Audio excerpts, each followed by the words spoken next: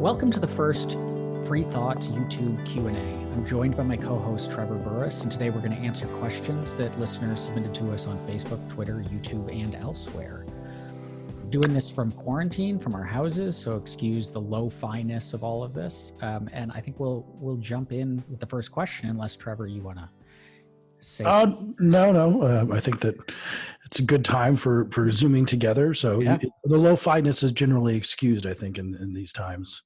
Yeah, we're doing our best. My setup, I'm glad that you people cannot see what this setup looks like from my perspective, because it's lots of stacked books and things on top of stacked books and wires everywhere, and I'm doing my best. But it makes me appreciate having like what video producers bring to the table, because doing it yourself is a messy process. But let's start with our first question. So this one comes from Twitter. Michael Blair asks, with discussions of moonshot stimulus programs, what would be a libertarian moonshot to try and curb government power? Where could we get most bang for the buck? End the Fed, changes the IRS, a movement against the administrative state, something else? What do you think, Trevor?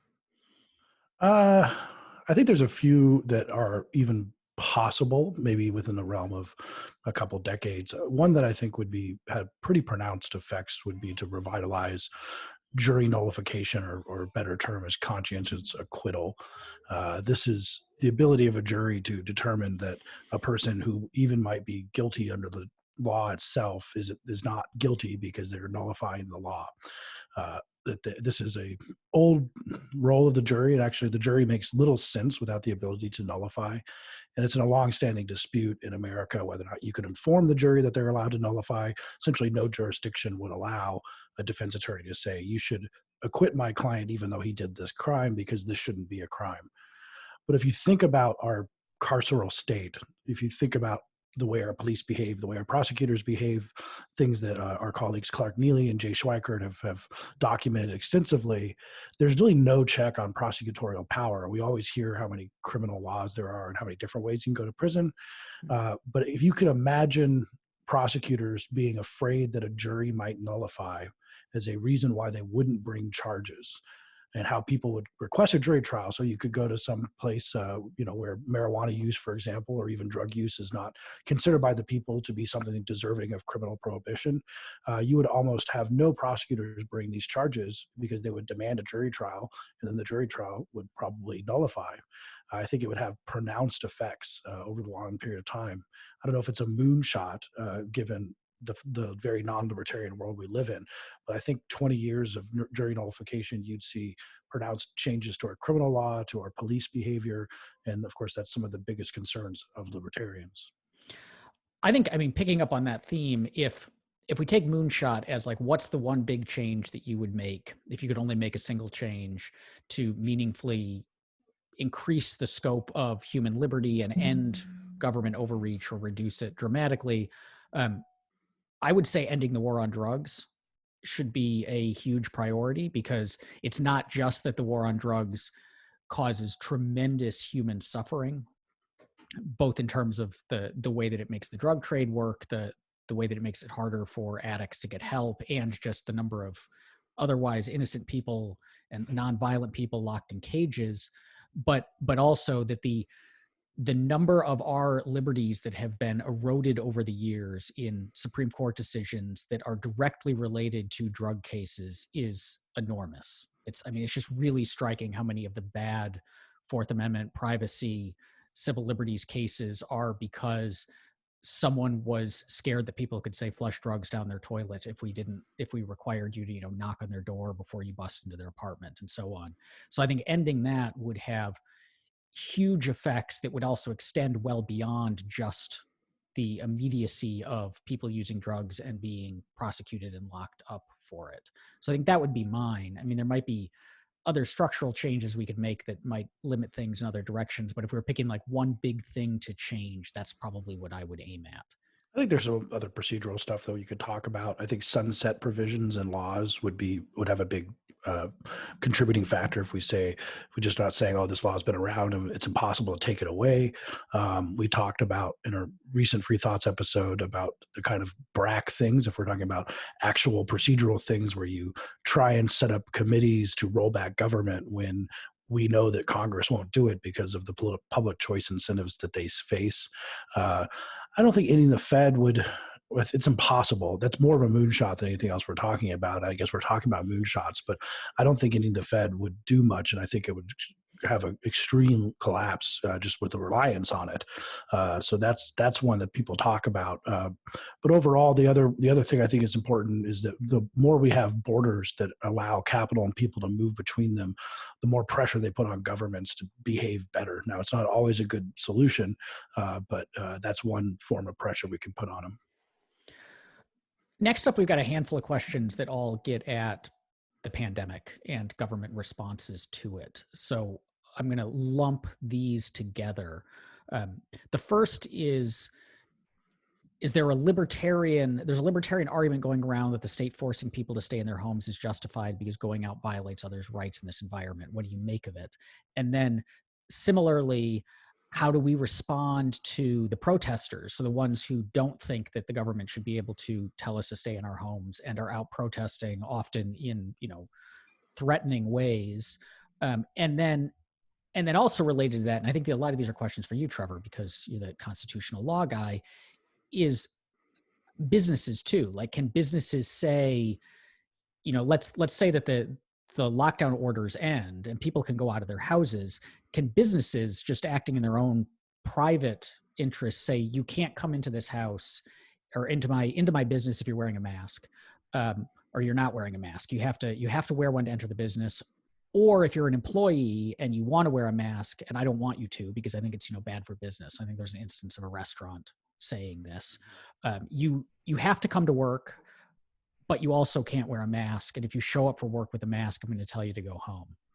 So these are all part of this, like, Yeah. what are the powers of government and private actors in this tremendously weird and uncertain time? Yeah, I think it's important to have that front and center. First of all, our political philosophies are based off of, first and foremost, an understanding of human nature and the conditions around which humans live. If this was always the condition of mankind, if we were always in a pandemic of this type, well, we could argue about that there were, of course, many pandemics before. But if things were fundamentally different in terms of the way people were endangering each other, then our theory of rights to some extent would be fundamentally different. So political philosophies that were designed for normal times all have problems if they're liberal political philosophies with trying to deal with something like this.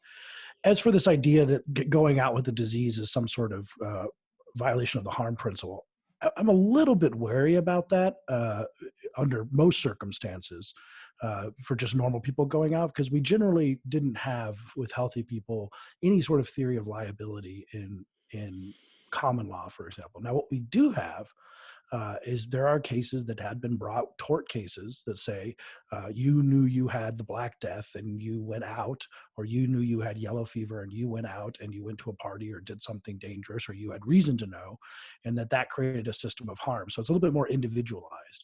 The lockdown orders in general, I think, have some justification to them, but they need to be sort of tailored to what the harm is actually being done. I think preventative measures for certain large gatherings and things like this, but people walking on the street, going to parks, I think that's a problem. But mostly they're kind of, on the good libertarian point, not necessary, or not totally necessary. If we saw before the actual lockdown orders, people were already locking themselves down. I think there's a good case here that libertarianism, one of the things about libertarianism is that we believe in people, and we believe that people's sort of voluntary rational behavior is, care for others and to not try and hurt other people. I think we've seen that a lot. We haven't seen Mad Max. We've seen a lot of bread baking and collaborative work and people staying home. And even if they lifted the lockdown orders, it's not clear how many people would go out. What about the businesses saying you can't come into my business without a mask, denying customers entry if they don't wear a mask, or the businesses saying, you have to leave your mask at home if you want to come work here? From a legal side, I mean, that's okay. I mean, Both are okay. Well, I mean, we have voluntary employment. I mean, we believe in at-will employment. So if your employer says you can't wear a mask, you can quit. I'm not sure that they're allowed. I mean, whether or not they're allowed to do that, they're allowed to do that, I would say, generally speaking. Now, we could have many hypotheticals that would maybe challenge that. Mm-hmm. But I mean, generally speaking, I don't know. What do you think about that? I mean, I guess I approach it from, I mean, just from kind of the moral standpoint of all of this. I mean, so first I would be rather skeptical of a business that said don't wear a mask unless they had, you know, an awfully good reason. Like that Yeah, would be imprudent, ill-advised, and probably, you know, a good business should not be telling employees that they can't, you know, take minimal steps to protect their own health or to potentially, I mean, this is also protecting the health of the customers. So whether it's legal to do so, whether the employee has, you know, like a right to really complain about this, is different from just like, I don't think businesses should do that. They on the customers, again, it's similar. It's like there's a question of how great we're asking people to take very small steps. This isn't the quarantine. This isn't the lockdown that's bringing down the economy. This is putting a piece of cloth or paper over your face to protect yourself and others.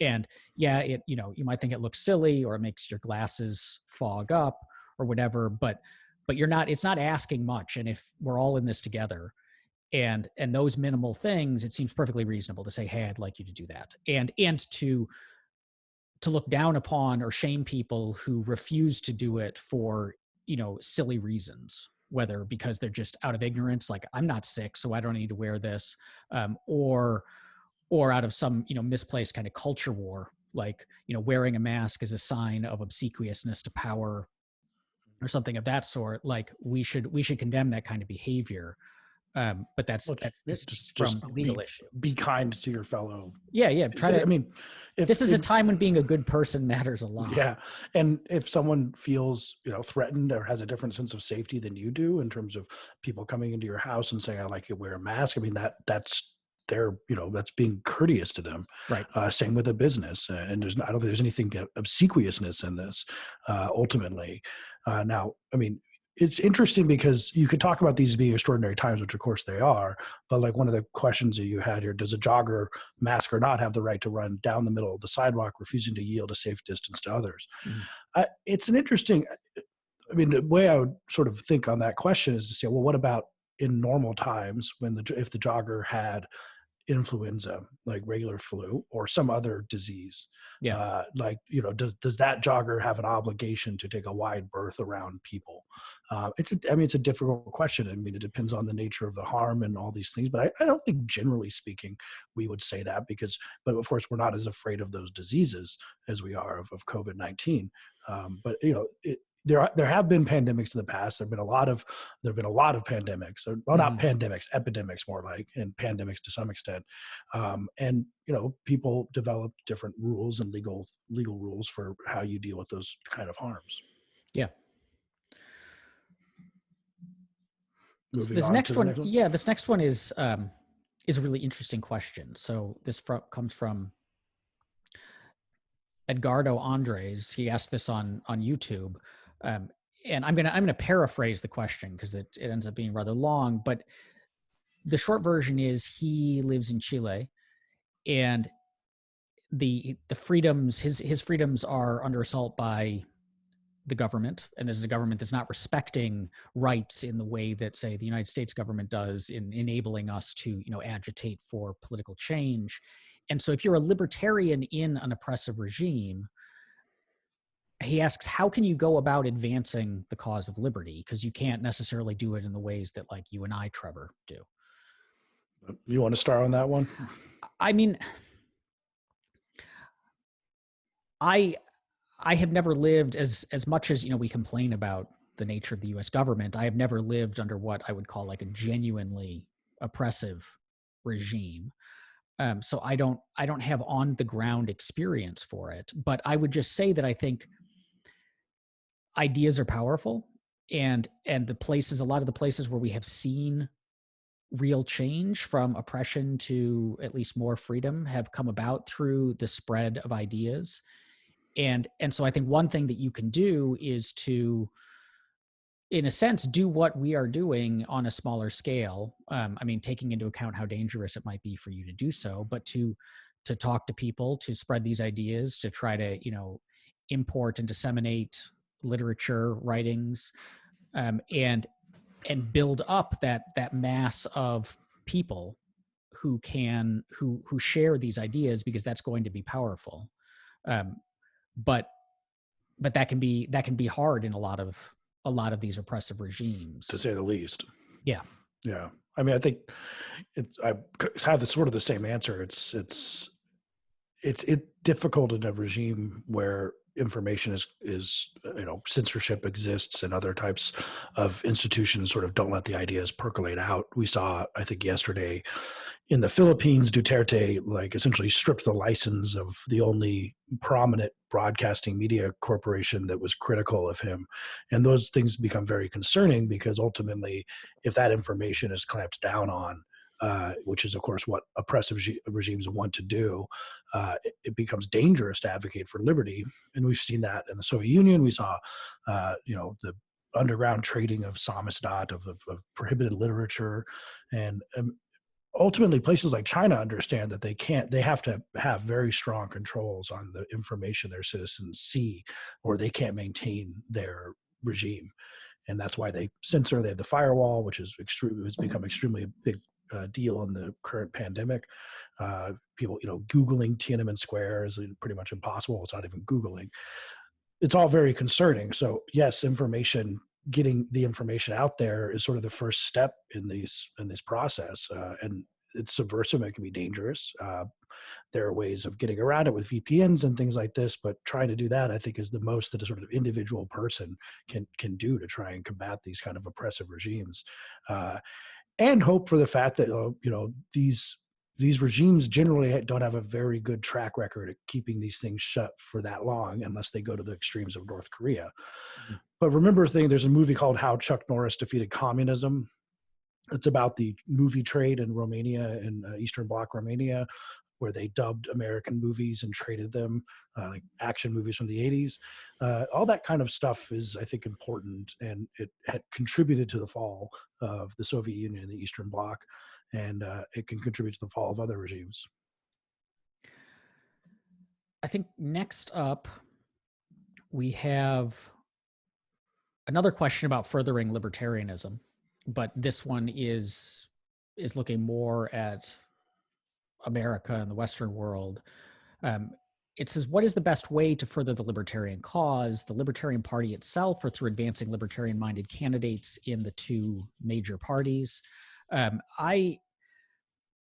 always, to the extent that we can get libertarian-minded people elected, that's great. And I don't have strong opinions about the Libertarian Party versus the other parties, because I'm more interested in the ideas of the elected officials themselves. I think that there can be real value in pushing for elected officials to hold to libertarian ideas. And this is one of the reasons that libertarians constantly get blamed for throwing elections to the other guy, because they didn't vote for the right candidate. They didn't vote for one of the two major candidates, or they didn't vote at all. And I think that I'm skeptical of those arguments, because I think there's real value in information in even small blocks of people saying, no, I have a set of principles, I'm going to stand up for them, and if you want my vote, you need to respect those principles too. That if we constantly acquiesce to good enough, that information gets lost and people just assume that everyone's willing to go along with the status quo. So I think that's another thing we can do, but not, not a lot of policy is not made at the level of elected officials. It happens through regulators. It happens through courts. It just kind of happens through the zeitgeist, in a sense, that the general attitudes of the people have a real pull on the way that government operates too. And so this is a similar answer, I think, to the prior one, which is one of the things that we can do is constantly be trying to convince more people to adopt libertarian views of public policy. And I don't just mean elected officials, but I mean just our fellow citizens, like convince them that this is a way to a better world. This is a way to, a wealthier, safer, freer world that everyone ought to want to live in, and get those ideas more credence in the American consciousness, get them more acceptance, get them just a wider share of kind of broad political opinion, and that will then carry on to the elected officials and the regulators and the courts and so on. So again, like just spreading these ideas and trying to convince people in like a thoughtful way that these ideas aren't crazy, that they're actually pretty good, I think it'd be really powerful. Yeah, that's one of our mantras, definitely. I think that I'm a little bit more of a fan of the Libertarian Party just for pure logistics of communication purposes. I was quite happy when Amash entered the race, and if you go back to say 2008 with Ron Paul, and you say how many people, especially people like when I was an intern in 2010, probably half of my intern class, if not more, were there because of Ron Paul. They saw Ron Paul on the Republican debate stage, and they Googled libertarianism and said, "Wow, this is a third way. I never even heard about this." That is extremely powerful. And Ron Paul leaving like made that kind of go away. And Gary Johnson didn't really galvanize that the way I think he could have. I don't think it's completely out of the realm of possibility that if you had a very, very good Libertarian Party candidate, and I think Amash is very good, that you have more people who've never even heard the word or who always thought the Libertarians were just crazy or just like Republicans or whatever sort of stereotype you want to say, that they've Googled libertarianism. That's one of course, I mean, Aaron, you know this, that like kind of almost one of the points of starting Libertarianism.org was to kind of put people in the right direction when they Google libertarianism. Because there's a lot of places that use the word libertarian that you kind of don't want people going as their first, entrance into the ideas themselves. So I think that's very important. I think that entrepreneurship is extremely important. Not everyone needs to be a policy wonk or a communicator, but like there's a lot of things out there that people who can start businesses to demonstrate how freedom can work. Some of these like Uber, some of these like the Surgery Center of Oklahoma. There's a bunch of these that I think are extremely important. It's a big thing, but in my experience, people who get a good taste of libertarianism, even if they're not libertarians, ultimately you want to be respectful and have people respect the ideas and say, okay, this is a serious political philosophy. And 40 years ago, we were way much more in a hole than we are now, and I think we'll be doing much better in 40 years too. Christopher Hudson asks on Twitter, what types of duties do we as humans have towards non-human animals? Do animals have or deserve anything like rights as we understand them? And this question, this isn't necessarily a question about libertarianism per se, which makes it hard to answer from within a libertarian perspective, because libertarianism is a theory of rights, and it's a theory of like, given that we've got a set of people, how may we treat them in the political arena? And the question here, though, is, are non-human animals of the kind for which the rights that libertarians take seriously apply? And so this is like a question that needs to be answered before you can get to libertarian sorts of questions. It's prior to, and it's an awfully complicated one over which quite a lot of people disagree. And so you could certainly be, if you were a libertarian who believes strongly that animals possess the same rights as humans, then your libertarianism would seem to apply to them in the sense of like, the same things we don't permit to humans, we wouldn't permit to them. But if you don't believe that, if you have reason to think that animals don't have those rights, then the political theory questions kind of drop away. So I confess to not being terribly well read in this area. I can see compelling arguments on both sides, but I don't have a strong opinion. And I also feel like it's one of those questions where there probably isn't a single answer, that it's going to scale a lot based on what type of animals we're talking about. And there's going to be practical concerns, because absolute rights for all living things would prohibit living. I mean, most of the activity that most of us would engage in. I mean, I'll just as by way of an example, I spent several days at a Buddhist monastery in West Virginia last summer, and Buddhists, at least these Buddhists, very strongly believe that you should never harm another living being. And so they talked about, like, if the mosquito lands on you, don't swat it away. just, accept that it's a living being like you, and, and just deal with it biting you. But at the same time, they talked about how great it was to build this monastery in the woods of West Virginia, and the number of animals that were killed in the building of that monastery was extraordinary, right? Oh, Like I'm digging the sure. foundations and laying them, and everything else you did killed countless small animals. Well, how about, I mean, I don't know if bacteria are a concern, but maybe we could go a little bit up the ladder. Like some malaria is caused by a protozoa, Sure. right? So, try to get rid of protozoa. I mean, yeah, you're right. It's a slippery So slope. I'm not trying to be flip about Christopher's question, but I'm just saying that I think that it's a very complicated question, and it's one that I personally am not well read enough to have a strong opinion, other than to say I can imagine animals that I do think ought to have something approaching right, so that it would be wrong for us to, kill them. But I can think of other ones where it's probably not the case, but I don't have clear in my mind where the line between those lays. I have a theory on this, which I've never. When we were doing undergrad or philosophy, I kind of started playing with it. I never wrote this out as some sort of essay, but I have a theory, somewhat half baked, that animals don't have rights. Most animals, because they can't hold duties. Now, if you're a right holder, that means other people have a duty. If you have a right to live, then other people have a duty not to kill you. If you have a right to property, then other people have a duty not to steal from you. But tigers can't follow the duty of not killing you. So the tiger, for the fact that we have a right to life, if you go through the forest and you see a tiger and you say you can't kill me because I have a right to life, the tiger can't actually fulfill that duty. That does not mean that animals are not of moral concern.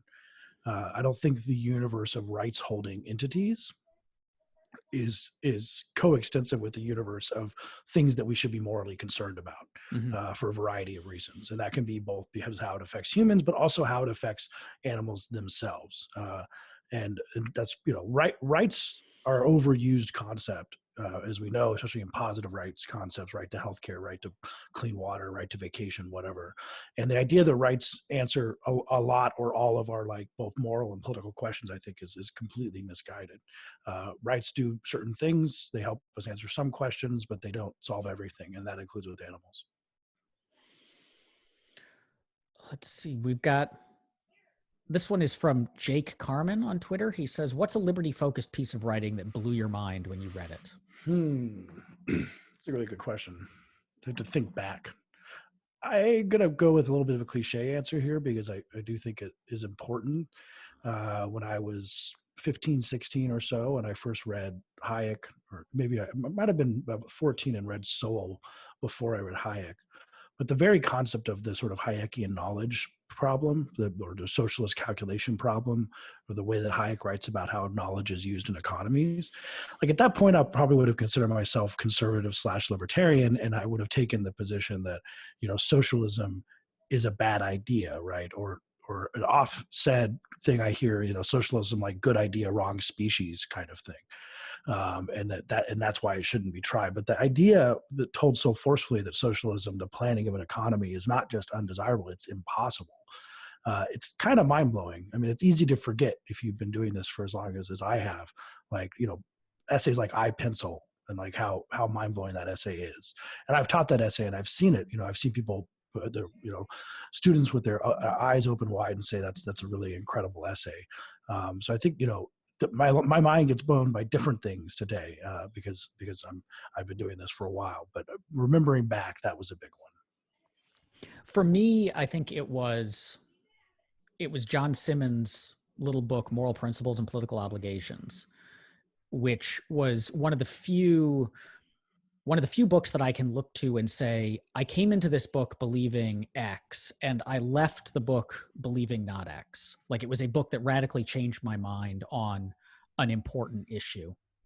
And that is a book we've done. We can put links in the show notes we've done episodes that touch on a lot of these arguments. So I'll be brief, but the brief version is, it's a book that says the powers that government claims to have, the authority that it claims to have over you, the authority specifically that it claims to have, that it can issue commands, and you have a moral obligation. So you are doing something morally wrong if you don't obey its commands, are not grounded in the slightest. Like, the arguments for why government has that kind of a moral authority completely fail. And it changed my entire view of the nature of the state and political power. Not in the sense of saying, like, therefore tear it all down, but just in the sense of our relationship to the state looks very different if the commands that the state gives us we should follow out of prudence than out of a moral obligation because of authority. And it's a book that I go back to frequently. It's a book that has informed much of my own scholarship since. So I think that's the last one that I read that I can remember really just blowing my mind, that I was riveted throughout. Bo Stuckey on Facebook, on the Free Thoughts Facebook group, asks, what do you consider the biggest libertarian improvement to society in your lifetime? I mean, the obvious one is gay marriage and rights of gay people and LGBTQ people in general. It's pretty astounding. I mean, I remember growing up in Colorado. I remember the Amendment 2 controversy, for example, which was a time that ended up in a Supreme Court case called Romer v. Evans. It was a time when certain municipalities in Colorado, a little more liberal ones like Boulder and Aspen, passed essentially anti-discrimination ordinances against LGBTQ people. And then the state came in and overrode those. And that went to the Supreme Court. But it was a huge thing. People were boycotting Colorado, all this thing. And I can remember that was really recently, and generally speaking. And now gay marriage is legal in all 50 states. It's pretty wild. And just the general status of LGBTQ people, I think, is the biggest one in my lifetime. Yeah, I think that certainly is an extremely important one, and might be the one that I would pick. If I have to pick a different one, I would say, going back to, I think, my answer to our first question, I would say the scaling back of the war on drugs that we have seen. Mm-hmm. So the legalization, it's not uniform, but the widespread legalization of marijuana, and not just that in and of itself, but what it represents as far as cultural and legal trends, that I think it demonstrates that this catastrophe of a policy that we have suffered under will probably come to an end in our lifetime. And so that the dam breaking on that, and the states just knocking down their marijuana laws one after another, has been a tremendous libertarian victory, and one that came far faster than I would have expected it to. Lee Harridge, also on the Facebook discussion group, asks, is politics downstream of culture? If so, what can libertarians do to impact culture? This again goes back to, I think, the answer on the value of libertarian ideas, that culture, I think, has a huge impact. So the gay marriage, the reason gay marriage flipped as quickly as it did, the reason that we had that success, was in large part because the culture had shifted dramatically. Like, young people, the polling data showed that most young people were totally fine with gay marriage, that being opposed to gay marriage was kind of concentrated among some older Americans and was a declining portion. A lot of religious groups flipped on that issue. It was just, the American culture was no longer overwhelmingly anti-gay. And that made it much easier for the states and the courts to change the policy side of things. I think same with marijuana too. Same with marijuana. So had the culture not shifted on those two issues, I don't think that the legal and policy side would have shifted. Mm-hmm. So yes, I don't know that it's always downstream of culture, but it frequently is. And so then what can libertarians do to impact culture? This is kind of a hazy area, in the sense that I think that direct attempts to influence culture politically are usually fail. And if they don't, they're at least extremely cringy. I mean, like a libertarian daily show would be very cringy. Yeah, or If like you do it wrong, it's not explicitly, necessary, but right, but or explicitly like political books or movies. I don't know that I've ever read I mean, overwhelmingly like politically didactic novels and movies, things that set out to convey a specific political message are almost over uniformly bad, because that's just not how you make good art. Um, and and so things can have, obviously they can have lots of political themes, but to say I am going to like write the thing that will change the political perspective on this, you're probably not going to turn out with something all that good. well, I mean, I would just hold you on that a little bit, because you're right. It might not turn out that good, but I mean, Ayn Rand's influence, which we have our own personal problems with Ayn Rand, but like overall, like she brought millions of people into the ideas because she wrote novels. I mean, not very good ones, but no, she wrote novels. Yeah, I mean, so you might be able to pull it off, but I think by and large, there's a tendency, and you see this particularly on the American right, to make like we are going to make conservative movies, and I think you can contrast the American right and the American left in terms of how like look at so Hollywood is overwhelmingly left, um, and there are lots of Hollywood movies that have leftist themes in them, but they're not typically not as cringy as movies that set out to advance conservative themes. And I think it's partly because they're not trying to make a movie specifically to advance a political agenda. They are simply trying to make a movie tell a story, and their politics is so in the water that comes through in it. Well, okay. I mean, it's interesting. I agree with you in general. I just think conservatives are like kind of worse at art.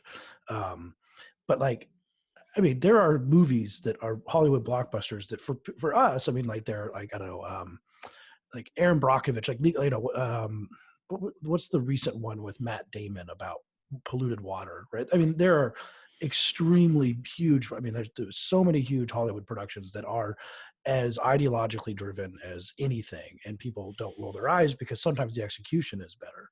I mean, the counterpoint to this would be something from the pure conservative thing, like all the religious movies that come out, like the one about God, the God in the Classroom one that came out with Hercules. I can't remember the name of it. God's Not Dead, that one.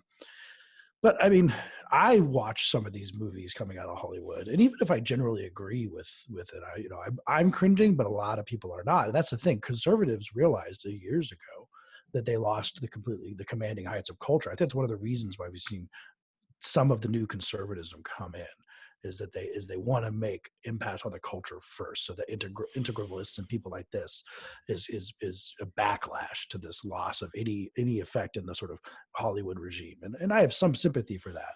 And libertarian a little bit different, I think. I think so. I think my takeaway from this question would be, um, art, whether that's movies, literature, television shows, whatever else, can be a powerful tool in changing people's political views, but there's a temptation to be heavy-handed in doing it. And when you are heavy-handed in doing it, it's not going to advance that goal. There might be a couple of exceptions, but you're probably not going to be one of those exceptions. And so what you're going to do is you're going to end up making art that only appeals to the people who already agree with you and turns off the people who don't, which is the whole point of trying to impact the culture, right? Is to get those people who don't. And so I think that libertarians, if we want to advance these ideas, getting them into the culture in that way, if what we mean is artistic culture, is important, but it should be done subtly, and try to make a good movie first and a political movie second, and you're going to have more success with both. um, in the non, like, movies, television, and so on culture, I think again it's just a matter of these ideas. For a lot of Americans, libertarian ideas are still fringe, and fringe ideas tend not to be taken seriously, and so they get culturally frowned upon.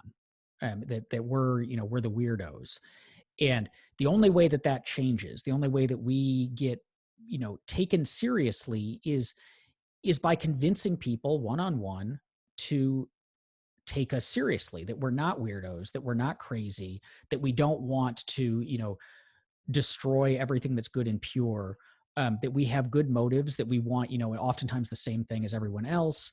We just think that we have a different and better way of getting there. And so being thoughtful, taking other people's ideas seriously, seeking to understand other people's ideas, and having like genuine communication with them will influence them. And as we do more of it, the culture will shift in its general perspective towards libertarianism.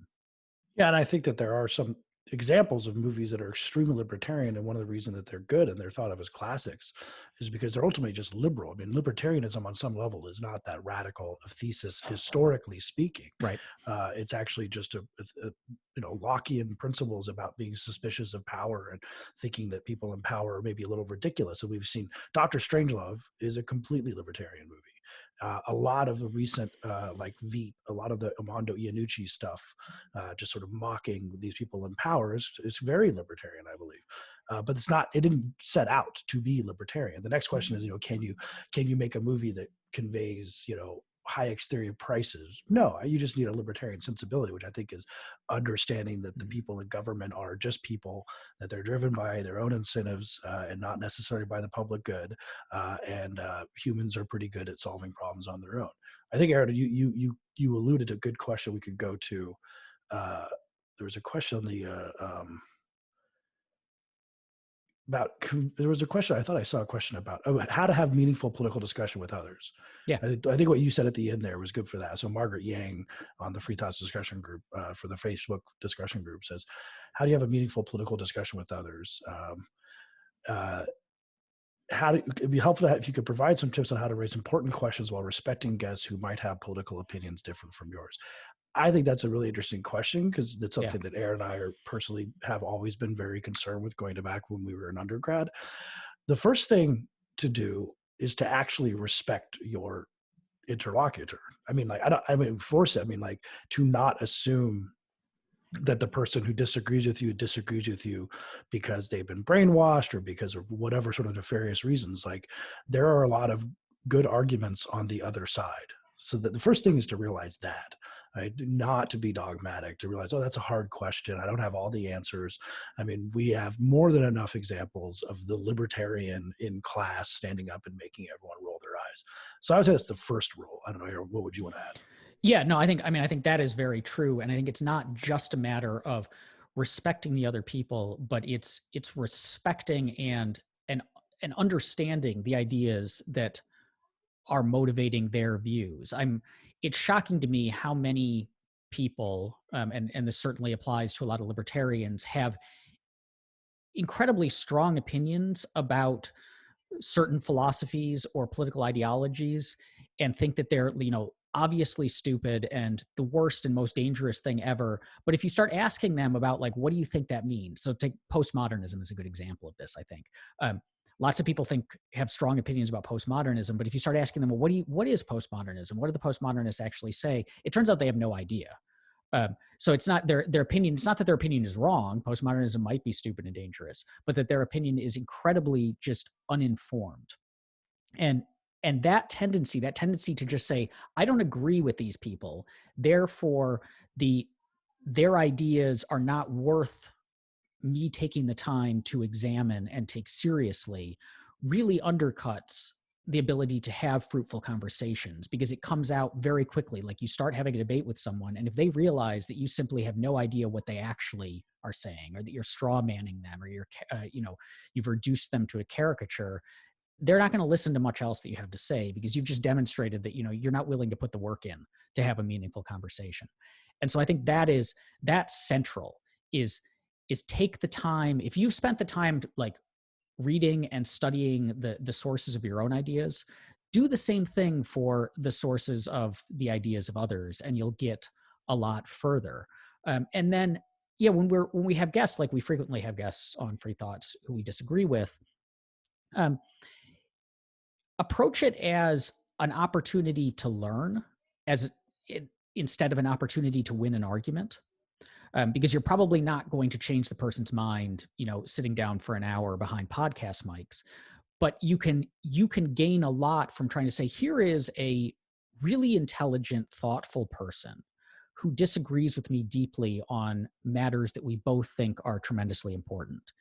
why is that? Like that, the fact that that's the case is interesting, and it's worth exploring to try to tease out where our ideas diverge, what the source of that divergence is, why we each feel as strongly about our side as we do. And again, it makes for a good conversation, it makes for a thoughtful conversation, and it makes for a conversation that both parties are going to want to continue, which is necessary for actually affecting change. But but it's also a conversation where you can start to say, oh, okay, like I can now see why it is that this person is skeptical of my ideas. And maybe it's because I haven't been making a convincing case for them. Maybe it's because I don't quite understand the issues as well as I thought I did. Um, Maybe it's because we share a disagreement on some other matter, some underlying value, say, that is causing this, but we're arguing past each other as a result because we're not dealing with that. But it will make you better able to engage with others, especially others who disagree with you, if you approach it that way, as opposed to always approaching everything as an argument to immediately be won. Like, you don't want to just say, my goal in any conversation with someone who shares a different political views than me is to just destroy Is them. that they get on their knees and admit, like some interlocutor of Socrates, that Yes. they're so benighted and they can't possibly hold these ideas.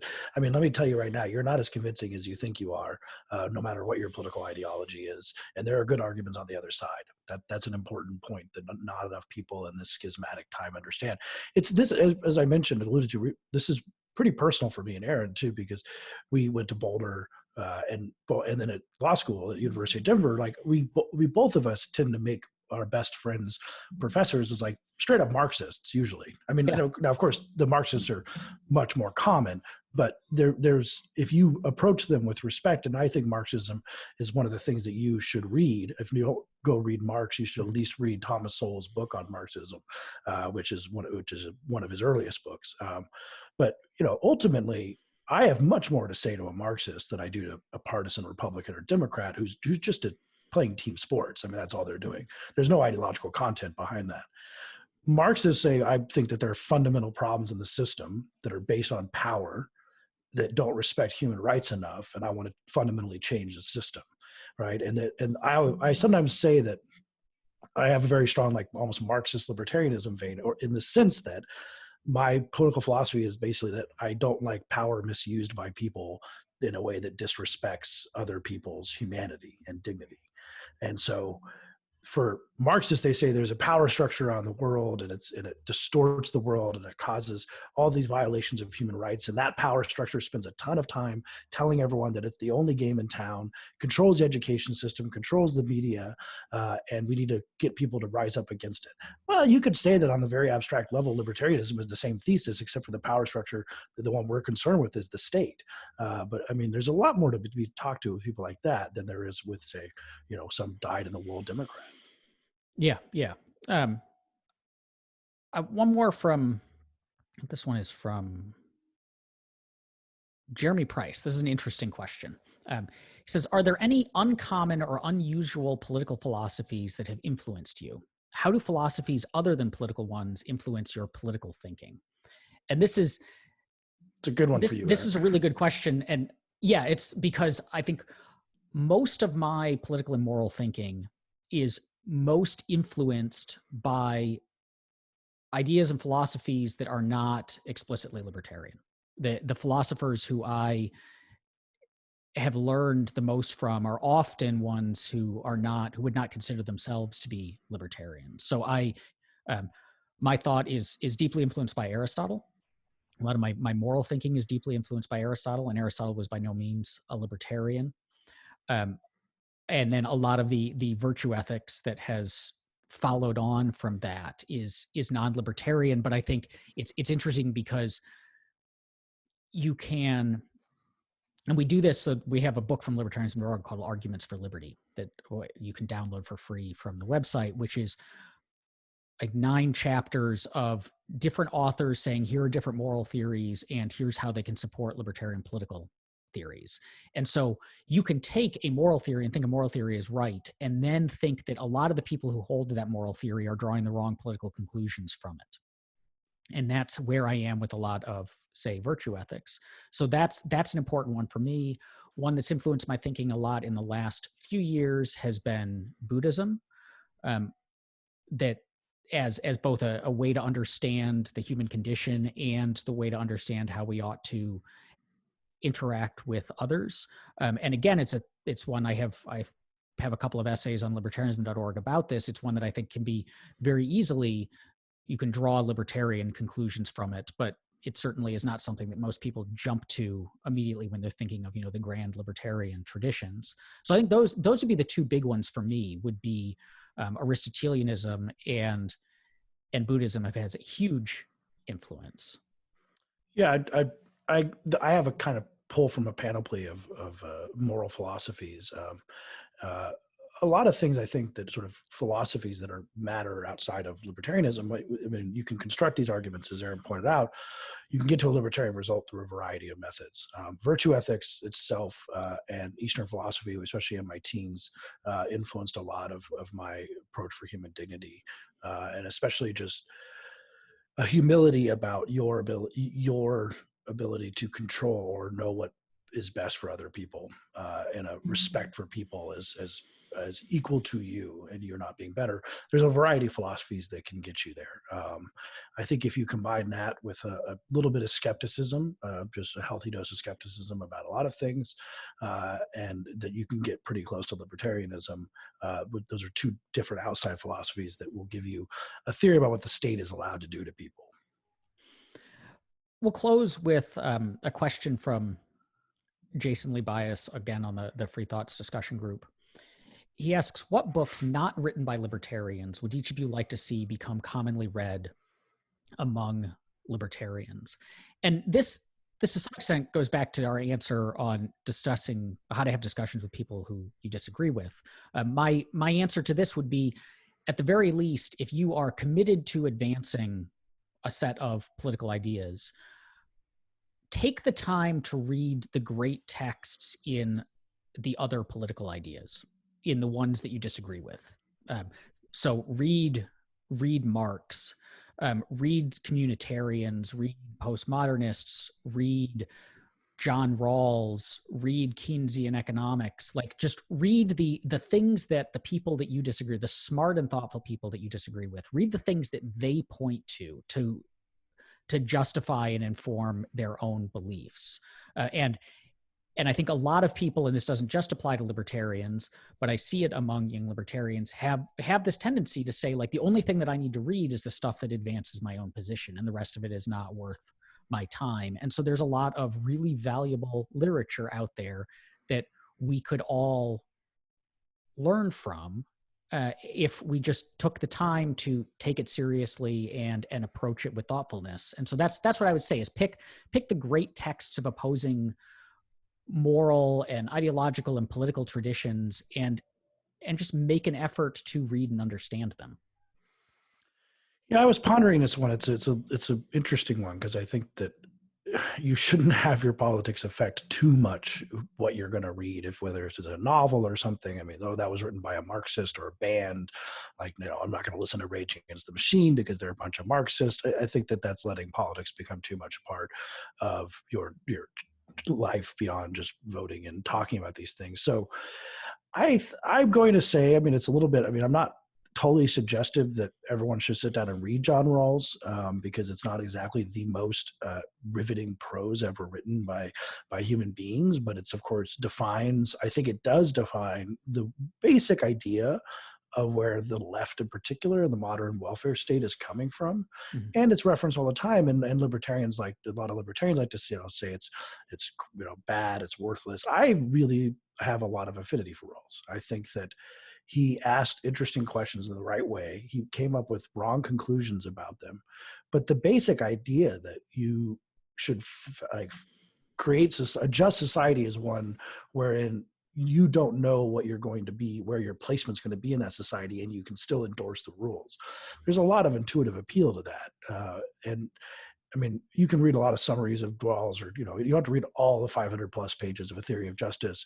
But that's one I think that would better explain and really try to understand why this matters to him, and then why it matters to people like AOC, I think I don't know if she's read Rawls, but I think that fundamentally where her brain is coming from is like, Rawls is very interested in eliminating the consideration or the effect of traits that are irrelevant to justice on people's lives. And so your race is irrelevant to justice. It shouldn't determine anything about where you are, what money you make. And if you were going to design a just system, you might put people behind a veil of ignorance and they wouldn't know what race they are, right? And that's one reason maybe how you could eliminate or say that this is something that should not be considered. And I think that that's where people like AOC and even Bernie are coming from. So actually understanding Rawls and having, good arguments against it and understanding how it fits within the liberal tradition, I think is very important. I want to thank everyone for joining us on this first Free Thoughts YouTube Q&A. And if you enjoyed it and want to see Libertarianism.org do more of this sort of thing, let us know in the comments. And also, if you're not already a Free Thoughts listener, you can check out new episodes here on Libertarianism.org's YouTube channel, or you can subscribe to Free Thoughts wherever you get your podcasts. Or you can go back 7 years and listen to Free Thoughts from the beginning. There's a lot of them. There's a lot of them, yeah. Thanks for listening. Thank you.